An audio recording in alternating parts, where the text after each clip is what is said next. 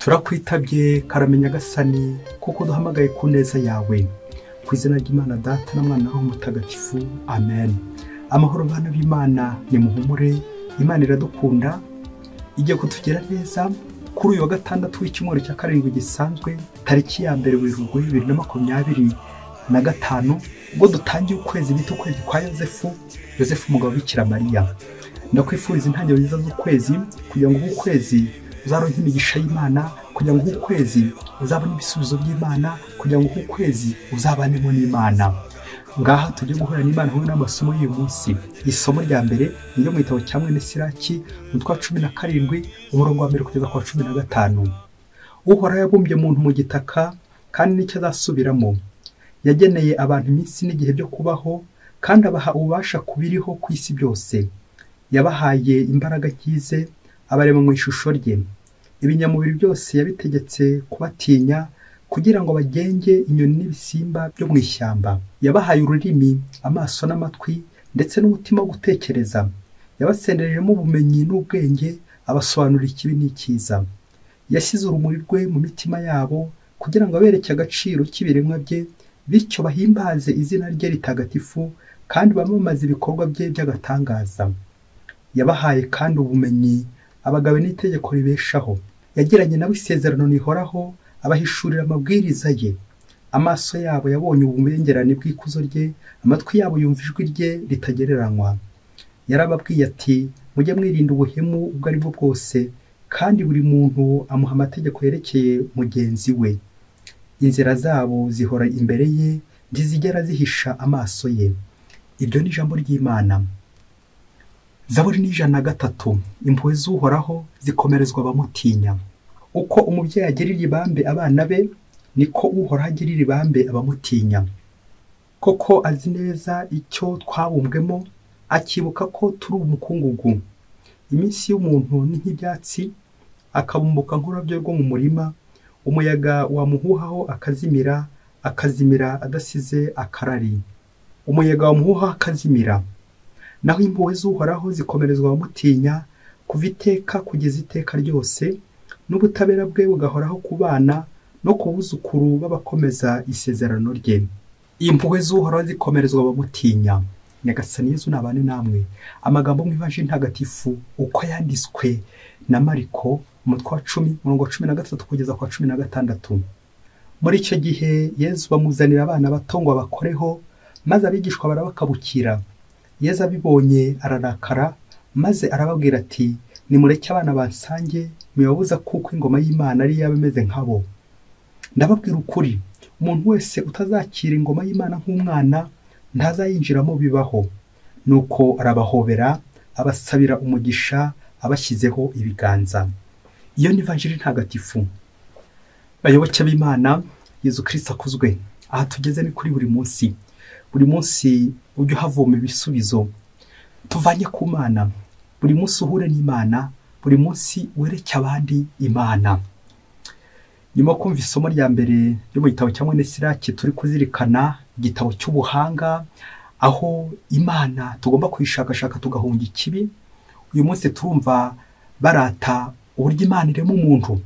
Imana irema umuntu kubera impuhwe zayo, nuko Imana igategeka kwabaho.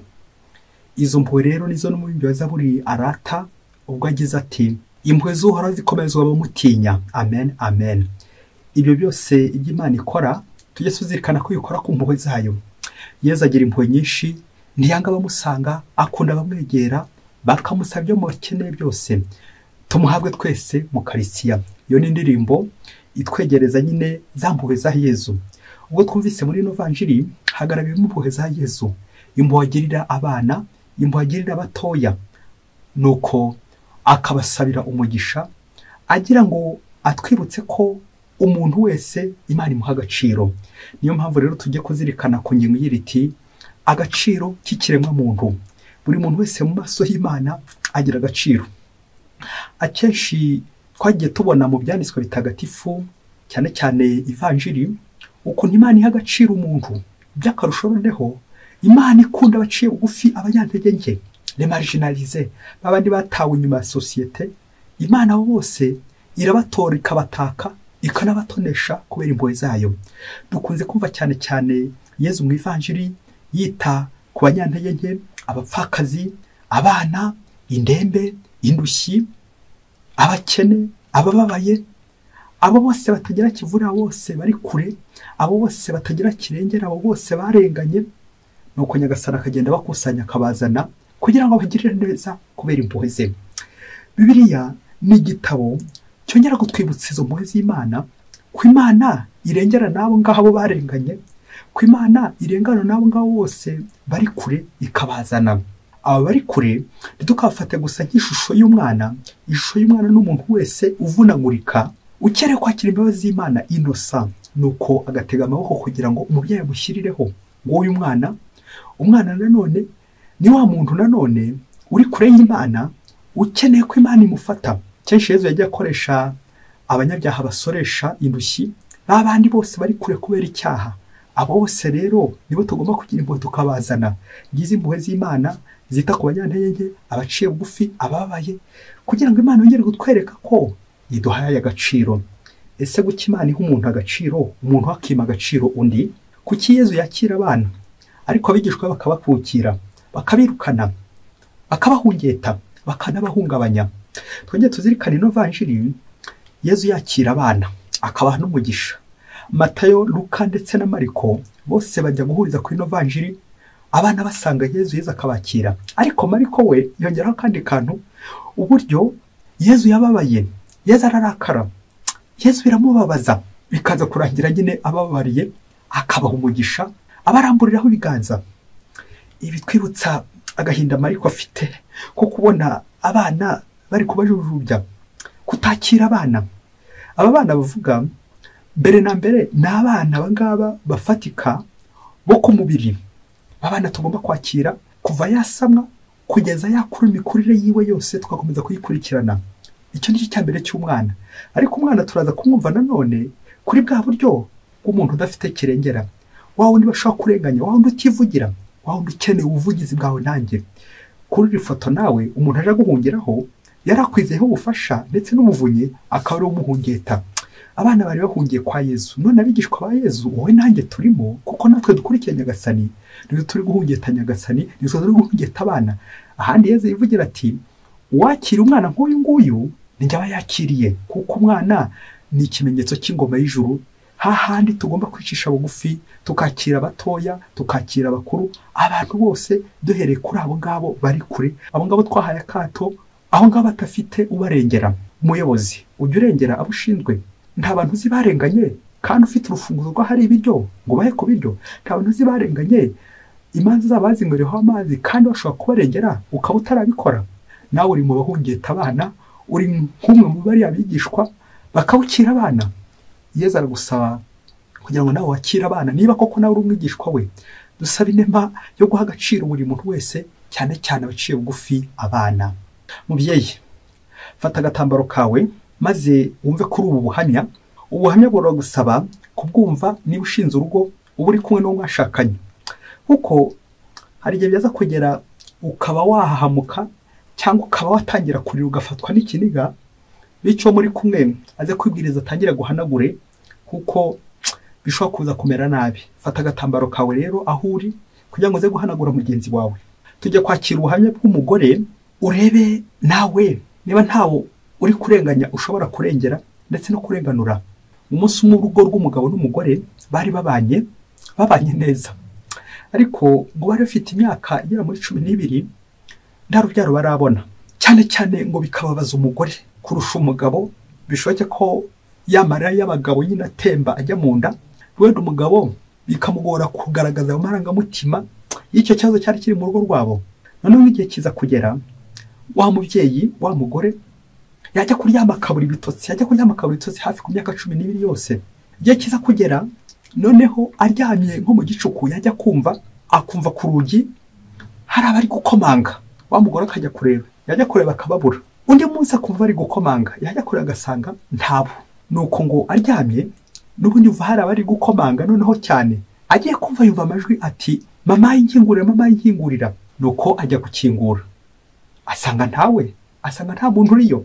Yumva bari gukomanga ati nkingurira mama yinkingurira, wankingiranye. kuki utankingurira? Wanze kunkingurira, waramfungiye wanze kunkingurira. Nukomeze kumva ayo majwi y'umwana uri gusakuza, yongera ajya kureba, nanone aramubura. Wa mubyeyi akomeza kubura amahoro, yibaza ko nta mwana afite, yewe nta n'akana kari hafi aha ngaha kaza kungumisha mu rugo mfite. Umwana ari guturuka he uri kumbuza gusinzira? Nuko bigeze igihe atangira kubwira umugabo ati mperekeza wumve nawe uyu mwana uri gukomanga. Umugabo we ntiyumve ayo majwi, ntiyumve izo nkomanga. Nuko umugabo akababazwa nuko umugore ari kumutesha igihe. Uwo mugore akaba ari wumva yo wenyine mu majwi ati nkingurira mamayi, wanze kunkingurira. Igihe kigeze wa mugore koko amera nk'umusazi, arahamuka. Umugabo ubonye bikabije ko umugore atagisinzira, asigaye arayicaye ari kumva ngo aya majwi we umugabo mu gihe batayumva, afata icyemezo ko agiye kujya kumuvuza kuko abonaga nyine ko biri kose arwaye katoroma. Nuko aragenda amujyana mu bitaro, aramuvuza, azenguruka hafi ibitaro byinshi bikomeye. Wa mugore n'ubundi ntiyakira, akomeza kumva amajwi ati mamayi nkingurira. Akana kari gukomanga mu gipangu, mamayi nkingurira. Neza wa mugore abonye bimurambiye, aza kumva ko hari umuganga wa roho ushaka kumuvura. Nuko aragenda aramusanga, amutekereza iby'ayo majwi agiye yumva nijoro, akomanga ku gipangu ati mamayi nkingurira, guki wankingiranye, guki udashaka kunkingurira. Bamaze kuganira igihe kirekire umujyanama wa roho, nibwo wa mugore yaje kwibukiranya, nyuma yo kumujyanama wa roho mubajije niba atarigeze byibuze n'umwana n'umwe cyangwa gusama, nibwo wa mugore yaje kwibuka kera bagikundana n'umugabo we bari kumwe. Ku gihe kimwe cyageze atwara inda nk'iyo ukwezi kumwe cyangwa abiri atibukaga.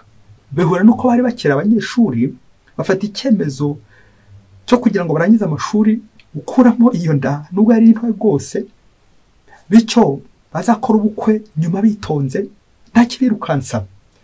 Nuko akurura amafoto, akurura iyo video, akurura ayo mateka yose, dore ko hareshize igihe kirekire bakira abangavu, aza kubyibuka ko hari inda yigeze gukuramo. Nuko umujyanama wa roho aramubwira ati uwo mwana rero ni ujya ukomanga, ni umwana utazwi nyine, wa mwana wanze gukingurira, uwo ni we gukomanga.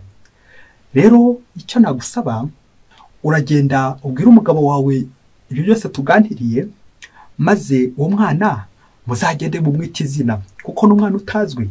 Hanyuma izina ni ikimenyetso cy'uko nyine mumukinguriye iwanyu ko ari umwana wanyu w'imfura. Nuko wa mugore ngo abaza muganga wa roho uko yakwita uwo mwana mu gihe atarazi niba yari kuvuka ari umukobwa cyangwa niba yari kuvuka ari umusore. Nuko muganga aramubwira ati, dore ko muganga yari umukristo, aramubwira ati burya umubyeyi wo ku musaraba twahabona ibintu byinshi cyane.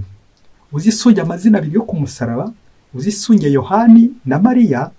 Yohani ngo twarazwe na Yezu kugira ngo duhagarare twese na Bikira Mariya nk'umubyeyi wacu. Ubwo Yezu amubwira ati mwana dore nyoko, akabwira Bikira Mariya ati mubyeyi dore umwana wawe, nawe uzisunge ayo mazina maze uwo mwana muzamwita izina. Wa mugore aragenda hamwe n'umugabo we, wa mwana bamwita Yohani Mariya, Jean Marie. Bamaze kumwita izina, ikimenyetso cyo kumwakira, kumukingurira, wa mugore ako kanya ngo ahita yishima. Wa mugore ako kanya ahita atangira guseka no gusinzira. None atangira gusinzira, ajya kurya akabona apeti, ubuzima noneho bugenda neza. Nuko arishima, nijoro ntiyongeye kumva ya majwi, ntiyongeye kumva za nkomanga, neza ubuzima bugenda neza mu rugo. Kubera iki? Hari akantu yari yaribagiwe, none arakibutse. Yohani Mariya. Nyuma y'igihe gito nibwo umugore nibwo yaje gusama, nuko abyara undi mwana ikirondafura. Ntabwo nza guhita nkubwira irindi zina bamwise, ariko umwana wawe w'imfura ati Yohani Mariya. Nuko rwa rugo rurishima, ruriho mu mahoro kubera Imana. Bayoboke b'Imana, Yezu Kristo akuzwe. Nyuma yo kumva izi nkomanga z'uyu mubyeyi, uyu mugabo atari kumva, reka dusoreze gutuntu dutatu nawe tuza kugufasha kwita ku bana, kutabahungeta, kutabahungabanya, kubara neza gikristo no kubaha agaciro. Nk'uko ibaruwa Pawulo Mutagatifu yandikiye Abanyefezi bivuga umutwe wa 6 umurongo wa 4, kurera neza gikristo abana Imana iduhaye, abana Imana yaduhaye. ese wowe umwana utangira kumwita umwana ryari? Icya mbere tujya kuzirikanaho ni agaciro k'ikiremwa muntu, cyane cyane agaciro k'umwana, wa mwana ukivuka, wa mwana ugisamwa. Tubisanga mu gitabo cya Yeremiya umutwe wa 2 umurongo wa 4 kugeza ku wa 5. Ntarakuremera mu nda ya nyoko ntari nkuzi. Amen, amen, amen. Hari n'indi mvugo igira iti, iyo Imana imaze gukurema ako kanya ihita izana isahani yawe ku isi. Bishatse kuvuga nta gusuzugura urwo rusoro, nta gusuzugura urwo ruhinja, ngo ni ukwezi kumwe nta kibazo, ni umunsi umwe nta kibazo, ni isaha imwe nta kibazo, umwana ukabura muhurubuyemo ukamukuyemo. Agaciro k'umwana dusabira abangavu, abantu bose badaha agaciro, cyane cyane umwana ugisamwa, kubera ko ntawe umuvuganira, ntawe umuvugira, ntawe umurengera. Burya mubyeyi uzatinye iki kintu kandi gishoho turongo dutatu, nta muntu w'umugome wabayeho nk'uhungeta umuntu udashobora kumuhungabanya, nk'urwanya umuntu udashobora kukurwanya, ukamuhungeta ukamusegereza ukamuhonyora. Ngo kuko dushobora kujya kuri iyo liste twese urwo rutonde bitewe n'abana wagiriye nabi, nawe biragusaba gusaba imbabazi kugira ngo Nyagasani nawe aturane nawe, we guhungeta abana nk'abari habigishwa. Dusabe inama gukunda abana. Icya kabiri twazirikana, uze kureba mu buzima bwa bintu bikuza gusinzira, sinza kwibagirwa n'ibikubuza apeti, ibyo bintu utazi nawe uze kubyita izina nyine. Kwita izina ikintu cyose utazi impamvu yacyo kiri kuza, ukita umwana izina nyine bitewe nuko utamuzi. Ati Yohani Mariya, Jean Marie, ukamwita n'andi mazina kugira ngo nawe ugere gute umusubiza agaciro. Gusubiza abana twataye, abo wataye mu misarani, abo twaye mu byobo, abo twataye mu gihuru, aho utajyaga wita abana. Ati n'ukwezi kumwe nta kibazo, n'abiri nta kibazo, nuko ugahungeta uko ushoboye kose, ugahonyera uko ushoboye kose, uwo mwana arabura izina. Nta mahoro uzagira mu gihe wa mwana utaramumenya, mu gihe wa mwana utaramusaba imbabazi, mu gihe wa mwana utaramuha izina. Kumwita izina, izina mu Bayahudi risobanura agaciro gakomeye ko umuntu nyine ari uwawe, kuko izina ariwe muntu, izina niwe muntu. Iyo wise umuntu izina yerekana nyine ko wamwemeye, umwakiriye, ari uwawe, umushyizi wawe, kumuzi, kwakira umwana, kumukingurira. Ibyo bya bipango byacu twakinze, babana bagakoma agati nkingurira, wowe ukabakingirana, ukabakubita, ukabahondagura, ukabafuhira. Abana twagiye duheze inyuma y'ibipango byacu, akaza agakomanga. Yezu uza mu ishusho y'abana akaza agakomanga, ugahita umukubita icyuma, ukamukubita icumu, ukamukubita imigera, ukamukubita inshinge, ukamukubita ibinini. Nuko kakana kubera ko gadashobora kwivugira ati mamayi nukunanganaga, ariko igihe kizagera agenda komanga ati mamayi nkingure mucyo wankingiranye. Urasabwa kumva iyo nkomanga. Abapapa bamwe ntago bayumva, hari n'abamama babaye nk'ibiti batajya bayumva. Biragusaba umutima nama kumva ya nkomanga nibwo uzakira. Icya gatatu tujye gusorezaho, n'abana bandagaye, abatazwi, abantu bose bari kure twahaye akato, babana batazwi, abari mu bihuru, abari mu bigunda, babandi bose wagiye utakitaho. Nta gasabuni wabonera, nta munyu wabonera, nta mavuta wabonera, nta myambaro wabonera, nta shuri barihira. Mbese wataye inshingano nk'umubyeyi. Umunsi umwe nawe uzuva inkomanga ati mamayi ko wantaye, papayi ko wantaye, nkingurira. Uyu munsi nawe urebe abana wasubiza agaciro, abo wataye, abo ugiye uciraho, abo ugiye uhungeta. Nawe upfukame maze usabe Yezu imbabazi. Yezu wakira abana akabagira neza, akabakora, akabasabira umugisha. Nawe uhera uno munsi wajye kwakira abana ubagirire neza, kuko twese turi abana b'Imana. Nifurije amahoro y'Imana, mwese Imana ibahe umugisha. Imana Data na Mwana na Roho Mutagatifu. Amen. Padiri Wasumbuko Ladislas wa Diyosezi ya Cyangugu.